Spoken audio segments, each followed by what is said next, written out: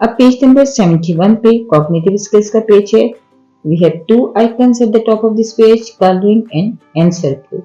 यानी यहाँ हमें दो एक्टिविटीज करनी है, एक में कलरिंग करनी है और एक को एनसर्कल करना है। Activity A is colour fish with letter O in red. इस एक्टिविटी का मकसद O की रिकग्निशन करवाना है। तो बच्चों से कहिए कि जिस फिश पर O लिखा हुआ है उसको रेड कलर करें। बी जो एक्टिविटी है वह है से the name of each picture and circle the pictures that start with the sound O। यानी बच्चों को वो पिक्चर्स एनसर्कल करनी है जिसके की बिगिनिंग साउंड O हो। यहाँ अम्ब्रेला है, रोज है, एप्पल है, ऑक्टोपस है, ऑस्ट्रिच है और साथ साथ एक प्यारा सा रैबिट भी है।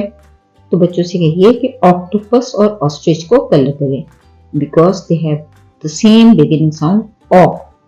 इस तरह हमने 71 पेज को मुकम्मल कर लिया।